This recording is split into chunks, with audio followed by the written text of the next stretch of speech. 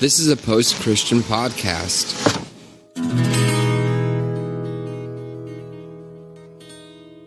Welcome to the Revolution Church podcast. Welcome to Revolution. Meet your congregation. This is Jay Baker and Caleb here, as always.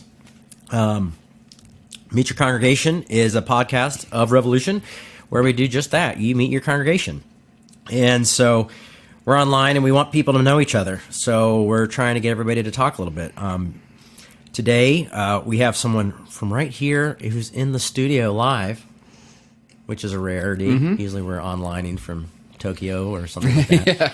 All our Tokyo listeners. Yeah. Shouts outs to all our Tokyo listeners. Good to see you. But yeah, so today we have our friend Brien, who is... Our dear friend. Our dear friend Brien, who Caleb works with, and I'm sure they'll fill you in a little bit more on that. Brien does a lot of different things. He's a UCC pastor. He is a... Father, a dad, a husband. Does Sacred Collective, which is a online community, which I'll let you guys talk about. Another post-Christian podcast on my network. Brought to you by Caleb's Industries. And so Brien does a lot, and Brien also has spoken at Revolution quite a few times. And we've been friends for don't have much memory anymore, but for a very long time. So we'll talk about that too. Brien? Hello. Thanks for that. Thanks for that warm welcome. Yeah. You're welcome. It's very nice. Welcome. Cool. So, Brien, how long have you been going to Revolution? How long have I been going to Revolution? Pretty much since Jay moved here. How long has that been? Like 5 years ago? Almost 6. Almost 6? Maybe a little longer. Yeah. I mean, I don't go all the time as much as I want to. As Jay said, I'm pastor kind of ish in the UCC. I'm not ordained. But I would classify myself as a pastor in the tradition. So I spend a lot of time being at my UCC church, and then when I can get away from there and have some downtime, then I go to Revolution. But I've listened to Revolution pretty much since Jay was in Atlanta, listened to when you were down there, and then when you moved to Brooklyn and was there, and then I had a little panic attack in a good way, because then when I found out Jay was moving to Minneapolis, I was like, oh my God, he's in my backyard. So listened to a long time listener and part-time member. Cool. We've already alluded to it a couple times, but since this is kind of just about getting to know the congregation member that we're talking to, why don't you tell the listeners a little bit about your passion, about your baby, the Sacred Collective? Yeah, as Jay and Caleb alluded to, I have a podcast that we started called The Sacred Collective, and the funny thing about that was when I've always had this kind of passion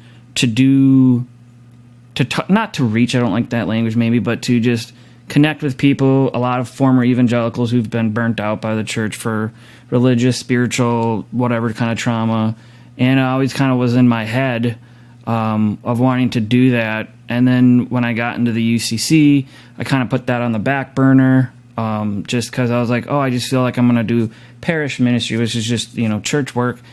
And then we have an advisor in our process, and my advisor, his name is Brien as well. Like, we meet, a couple times a year, and I remember just saying, like, hey, I have to do something, and if I don't do this, then I'm going to go crazy. If I don't, he's like, do it. And so put it out on Facebook to see if anybody wanted to help out, and obviously my wife was supporting me, and she said I'm part of it. And then another person who's no longer a part of it just due to health problems. We kind of met back in, the summer of 2017, kind of just had this battle plan of what we wanted. All that probably went by the wayside except for our name, of the name Sacred Collective. And some people don't like the name, but I love it. And we call it Sacred Collective because we think everyone has a sacred story, no matter how little or how big their story is, and we're a collective of people. Mm-hmm. But yeah, and kudos to you, Caleb, because we were just going to have like a small group and kind of do more church that way. And then I went to Revolution one time and, saw, because you guys kind of test that the physical people that come to Revolution isn't as much as who listens online. So it's pretty easy to see, like, hey, someone's new. They're out at Bryant Lake Bowl, and I saw Caleb, and we just started chit-chatting. I was telling you about Sacred Collective, and you were like, hey, I have some audio equipment. You want me to come over and start recording? And I was like, hey, that's a good idea. And then it kind of just rolled in from there, and we've been going strong ever since. Yeah. I think you and I have had a conversation before where I kind of feel like there's so much crossover between the physical congregation and the people who attend Sacred Collective. I feel sometimes like Sacred Collective is almost like the unofficial small group, kind of like weekly, bi-weekly small group meeting for a lot of people who go to Revolution. Because our friend Curtis, who you hear on Revolution all the time, has led a couple of talks that you can find on the podcast there, and there's a handful of other people. Robert has been on quite a few times. Robert, who people will recognize also from Afterglow episodes and from the Meet Your Congregation very recently. Well, by the time this comes out, it won't be that recent. Okay. But but anyway, so it's really cool to how there's a crossover between those communities and a lot of shared familiar faces. Indeed. So yeah, do you want to talk a little bit about how you became familiar and acquainted with Jay? Yeah, I think I said this to you, Jay, a long, long time ago, but I think the first time I remember hearing you speak, I mean, I grew up the same as Jay is in the Assemblies of God, so pretty much since I could walk or talk, the Baker's name were big in the AG Church. I went to North Central University where Jay's parents met, and they gave money for the Skyways that were there. So I grew up knowing the Bakers, like not knowing them personally, but knowing the name and PTL. And my grandparents, they were passed, but they gave a ton of money to PTL growing up. So I've always known who Jay was and his family. But there was one time, I want to say it was maybe 2001 or 2002, an AG church, I think in Eden Prairie, which is a suburb here, brought Jay in to speak. And I remember, I think you were talking about grace, all that stuff. And I was just blown away because I was like, here's this guy's talking about God in church. He's all tatted up. He's just in blue jeans and a T-shirt. And I was like, there's someone like me. And so even back then, I kind of was just like, I felt kind of called to help people out towards God. And I was like, I always thought like you had to dress up really nice, prim and proper, because that was the way I was taught, and that's how people were in church. But as someone who's like in punk rock music, hardcore music, and tried to skate, but was really bad at it. Like I just into the music scene, was in a band for a while. Hearing Jay kind of give that, like hope to people, I was like, that was just, I felt like you opened that door for me to say like, hey, I can look and act and whatever like Jay. So that's crazy. And all these years later, I never thought in a million years our paths would cross. Because you were in Atlanta and then Brooklyn, and then you moved here, and then I remember asking you if I could interview for my dissertation, and you were like, yeah, heck, why not? And I was like, okay. And then I kind of that's right. And then our friendship kind of just where did we do that at? Did we do that at Morrissey's bar? Yep. Yeah, that's right. Yep. So yeah, that was probably 2014 that I interviewed you, Yeah. and then became better friends over the last couple of years too. Cool. Yeah, we just hung out. Mm-hmm. So something that you talk about in the UCC a lot, and that I'm not sure chronologically when these will all come out, but something that we allude to in another Meet Your Congregation with our friend Lawrence, our mutual friend Lawrence, is the UCC conference that you and I attended together to do a podcast, or we did a podcast episode that you were going either way, but you brought me along to help with that. And we talked a little bit in that episode that we did, which is also on the Sacred Collective, about like the term that the UCC uses, Church 3.0, different ways of doing church. It seems like you're attracted to communities like that, with Revolution. Like, I guess for the layman, for people who aren't familiar with that language, Church 3.0 is this idea of like bar churches, coffee shop churches, stuff like that. And it seems like you're attracted to that with creating a space like that with the Sacred Collective, and coming to Revolution. What about that approach to doing church attracts you to it? I will first want to say, like, I don't have an issue with being in, like, quote unquote, a physical church.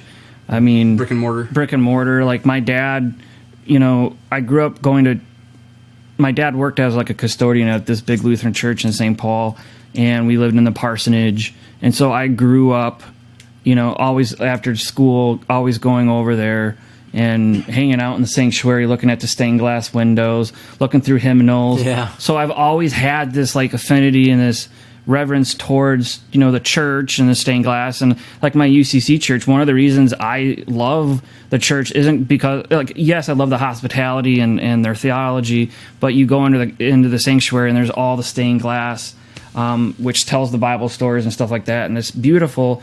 But so I don't have an issue myself with going to, a physical church or brick and mortar church.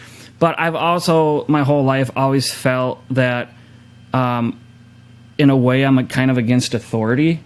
Maybe not against authority, but I always want to push back. That's just how my brain's wired. You're a punk. Yeah, pretty much. When a pastor, like a theologian, is like, well, this is what you have to believe, or this is how you have to be, the first thing that kind of goes into my head is like, that's bullshit. Yeah. I mean, to go from the Assemblies of God to the UCC is a pretty gigantic Well, job. and I actually had people in the UCC, because you actually have to pass all these tests and go in front of these committees to even be like, yes, you can be towards this track. And I had several people in the UCC claim that I was like a wolf in sheep's clothing, because they were like, we have a lot of people that were Catholics or like Lutherans or Presbyterians, but not many people who were evangelical, especially like Pentecostal, which the AG is. And so there was that. And I still loved my UCC church, but they can tell also how, like, I don't want to, at least right now, where I feel like I'm called to do is not parish ministry, but to keep running with Sacred Collective. Because, I mean, we don't have as many downloads as, some of these other bigger podcasts. But, we have a couple hundred downloads every couple weeks. And obviously people are listening. And there's a lot of people around the world who just can't walk into a church for whatever reason. It could be they had a bad, upbringing. They could have, any sort of spiritual or trauma or abuse coming at the hands of the church. And I want to be that person, not just as myself, but as like Sacred Collective or others, that they could come in and find a safe place without having, and to talk about God, whether they believe in God or they hate God or whatever, and to have a safe place for them. Because a lot of times people, even sometimes at my own church, people are like, why aren't more people coming in? Why don't people want to come to church? And it's like, it's not anything you're doing per se. It's just some people really are allergic, lack of a better phrase, to go into church because of all the shit that's happened to them. True. And I want to be, and I know Revolution as well wants to be a place where we can connect with those people and give them hope and grace and whatever, to help them live a better life. And that's why I love doing what I'm doing. And I've been asked by my denomination, by the Minnesota Conference, to be a part of like the Church 3.0 think tank for the UCC. So I'm one of, it was just funny because I'm the only person that's not ordained. Oh, geez. That's a part of it. And I'm actually emailing the office here in Minnesota that's like, hey, when are we going to talk about this more? Because you're giving lip service to it, but let's talk about it some more. Mm-hmm. So I feel like what would really behoove any kind of denomination, especially Protestant denominations, is to come behind and support ministries like Sacred Collective or Revolution or other, A through Z, these ones that exist. But I feel like they really don't know that it does exist until people like me and others kind of step up and say, hey, we exist. We're these communities out here that are really thriving, but we could also use your help. Yeah. Whether through prayer, financial, word of mouth, publications, whatnot. So, people, you guys speak about a lot of diverse stuff with the Sacred Collective. Yeah, I was going to say, we have it spiritually, belief-wise, we have a diverse group. It's hugely diverse, and it's hugely, like, different thoughts, different ideas, crazy topics. I'm always like, wow, you guys are talking about what this week? I'm like, you'll tell me, oh, we're talking about this, or you'll tell me, and I'm just like, Oh, wow. Yeah. Better you than me. No, but I mean, even when I came and spoke, I was just really like surprised about how like diverse and open and the different backgrounds that everybody came from in the community who were, all speaking on the mic, And that might be why it took me so long to warm up to the idea of having an open discussion and having an afterglow for Revolution originally, is because it was like, you don't know what So you're many going to get, variables. just the variables. Unknowns. And I think that's almost kind of another next step into this kind of evolution of church in a bar, or church outside of the church, or whatever. I mean, that's kind of been done, but now it's like getting all these diverse voices, and people are like, I'm an atheist, or I'm this, or I don't know what I believe, you know what I mean? And bringing them together and giving them voices. Exactly. So that's pretty cool. I mean, I always, I really appreciate that about what you're doing, the work you're doing, and constantly thinking about that stuff, because that's,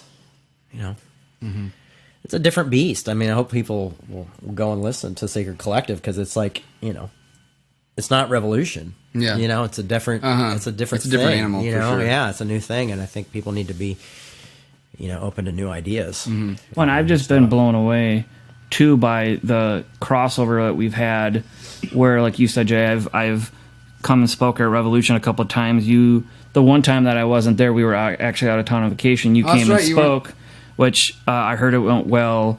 And then just having, we've peppered in the last 6 months to a year different interviews, and we love doing that too. We just so it's just really cool how being a listener to Revolution so long, but having our friendship grow, and then kind of having, like Caleb was saying, like in a way, Sacred Collective and Revolution kind of having that intermixing and interworking, but being way different in a lot of ways as well. So that's pretty cool how that's kind of just evolved into what it is now. It's a pretty cool connection. It's pretty cool to have that kind of watch things kind of just grow together. And it wasn't intentional at all, but it's just kind of happened like that, which is really cool. So, for sure. Yeah, that's something that attracts me to places like Revolution and Sacred Collective is, one, the sense of community, like we're talking about, and how people can have shared interests and a shared desire to engage with conversations around spirituality and stuff like that, but within a place that is going to embrace you and not try to guide you in your time of doubt or in your transitional time spiritually to a certain destination. Yeah. Like I know, I don't know, I guess this was like, probably 2 years ago, Jay, when I interviewed you first for my Air of Grievances podcast.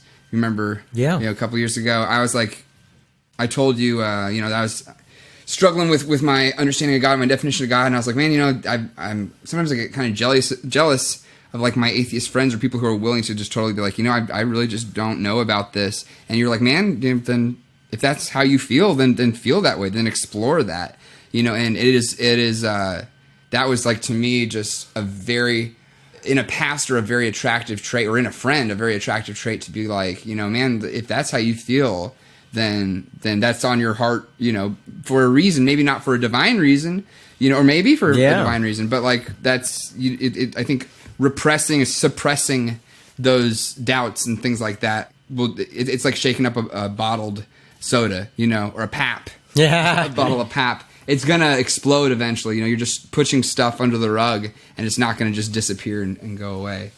So, Brien, how would you describe the community of Sacred Collective, or the I know that maybe physically or racially specifically we're not that diverse, unfortunately. but how would you describe the different diverse types of beliefs and worldviews that are there? Yeah, I mean, there's definite diversity. I wish we had more racial diversity. I would say the only racial diversity is my wife is half white, half Mexican, and that's about all the diversity we have. The rest of us are all white. So I would love to grow our physical. Robert's Romanian. That's something. Well, it's true. Yeah.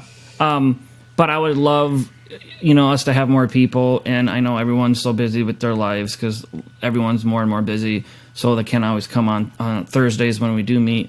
But I would say, like, theologically or religiously, some of us are Christians, some of us are atheists, some of us are queer, Some of us just don't really know what the hell we believe, and that's fine.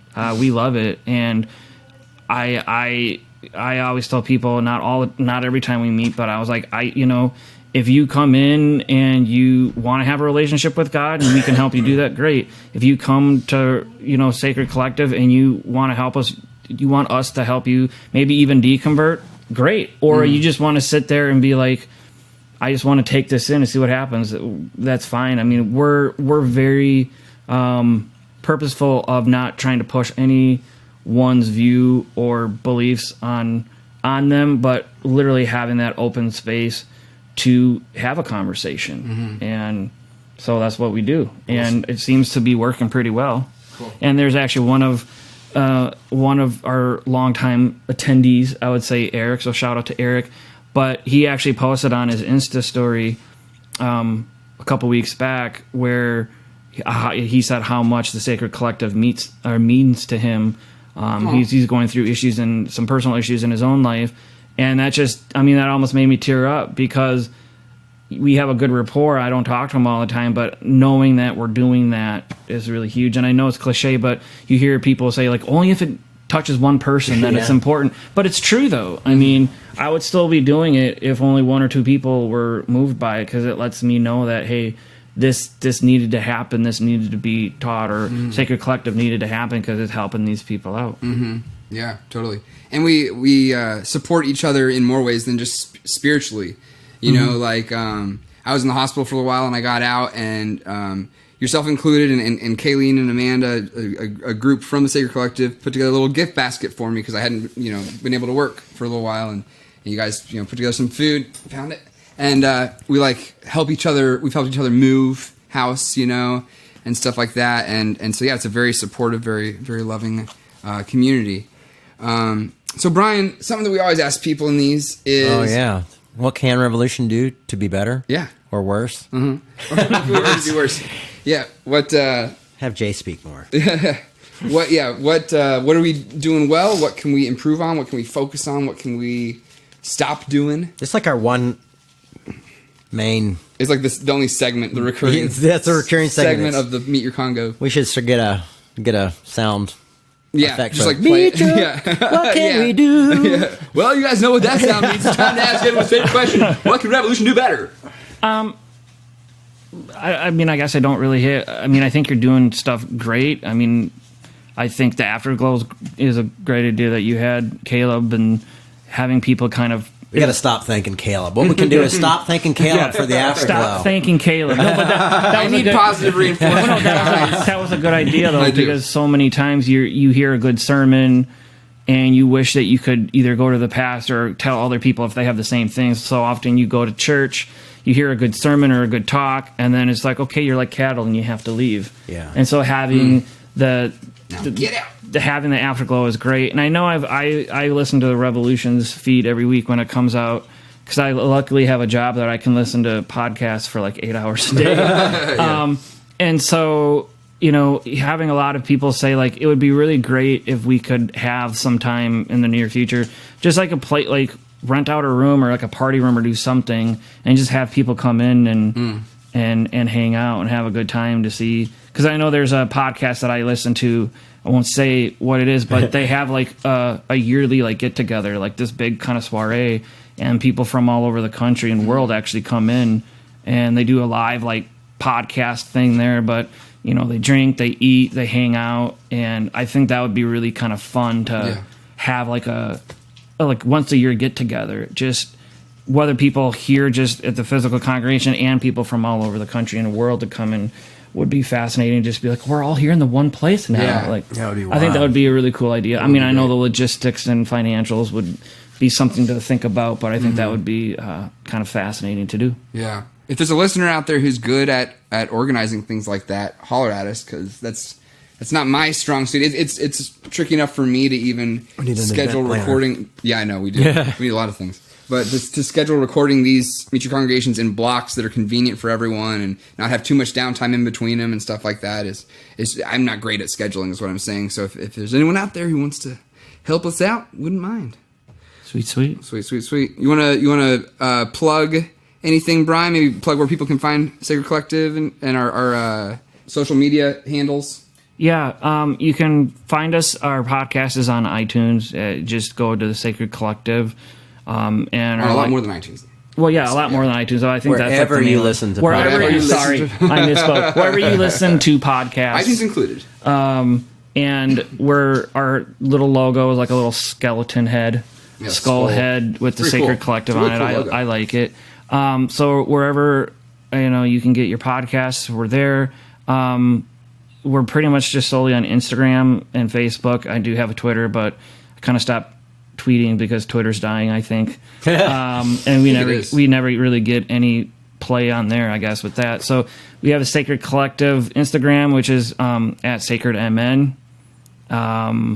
So find us there. We put, my wife's our social media manager to help out, so she posts all of our upcoming talk that we've had, or interviews, and just what we've talked about. And so that's pretty cool. And then if you just type in the Sacred Collective on Facebook, that'll bring you to our page, where we're trying to get a bigger community. But sometimes it's so hard to do that when you work full time, you have a little kid at home, and UCC stuff and podcast stuff to do. So want to get better with it, but those are the 3 ways. Oh, and I would say too, I hate to say this even, but when you go listen to our podcast, write us a review, or rate, review, and subscribe. Yeah, rate, review, and subscribe, because those are huge. 5 stars. I did realize we only had 5 rates for a little bit, and the last time I checked, it went up by 3. Ooh. Nice. So we got 8. So it's really hard to get people to rate. To even just click on 5 star or 1 star, to click on any stars. So those things are huge. With just like people subscribing, or even if they don't want to subscribe and they're like, hey, there's one interview or one talk is great, then that's fine too. But come on, subscribe. Cool. You'll love it. Do you want to maybe point people to a specific episode to check out? Maybe Jay's episode would be a good one. Yeah. Or we've had some really cool interviews recently. Yeah, I would point to Jay's interview. I think that was last summer. So it's called Demons. It's an episode called, I think it's in the first 5 episodes. Okay. It's an early one. Yeah. I don't know. It's called Demons. Yeah. So that one was good. Talking about demons. You're bringing out your Pentecostal. That one is, I will say, that one is lower quality. Back then we didn't have the same audio setup that we have now. And then I would say the last couple interviews were really good too. My friend Josh DeKaiser, who I went to seminary with, but he lives in Holland now. And he has his PhD in Bonhoeffer studies, and that one just came out a couple weeks ago. And then my dear friend Dr. Scotty Williams, who's actually started a church in his canton in Switzerland, so that was really good. I mean, our interviews are really, really good too, and just our other talks are well too. Like our talk on, I think it was called Deconversion Snowballs. Oh yeah, that was an earlier one too. But that was kind of how we, a lot of us have deconverted either from our faith. So our friends who are a part of it, how they deconverted from Christianity to atheism. I think it's called deconstruction. Deconstruction snowballs. Sorry. Yeah. It's a slippery slope, and I'm loving the ride. Yeah, exactly. That was a good radio voice. I loved it. So yeah, I mean, I'm partial to that. I think they're all great, but those ones that we just talked about, I think are pretty solid. Hell yeah. Cool. Well, thanks, Brien. Thanks, Brien. Thanks for having me. Yeah, man. We'd like to remind you that our ministry is supported 100% by listeners like you. To make your 100% tax-deductible donation today, please visit revolutionchurch.com/donate. You can also learn more by clicking the donate section on the website. Hi, I'm Caleb with Post Christian Podcasting. If you enjoyed this episode, you might also like The Sacred Collective. All right, welcome to another edition of the Sacred Collective, and we're going to do roll call. So, let's just go to the left. I'm Caleb. I'm Angela. I'm Jay. I'm Kayleen. I'm Joshua. And we're here tonight to talk about... demons. We're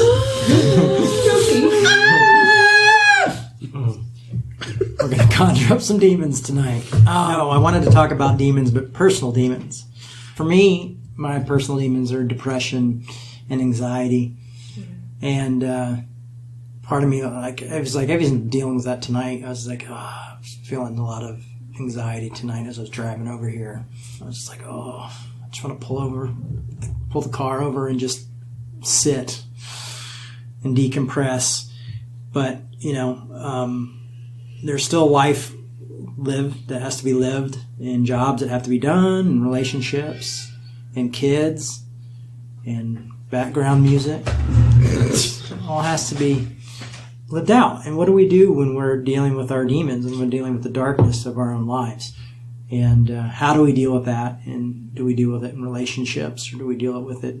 I go to a psychiatrist and sought out therapy for it.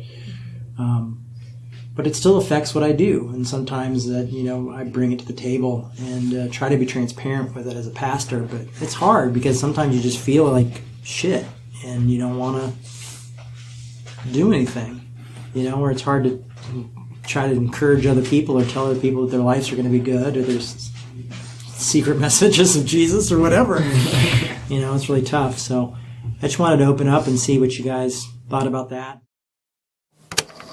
That was a Post-Christian podcast.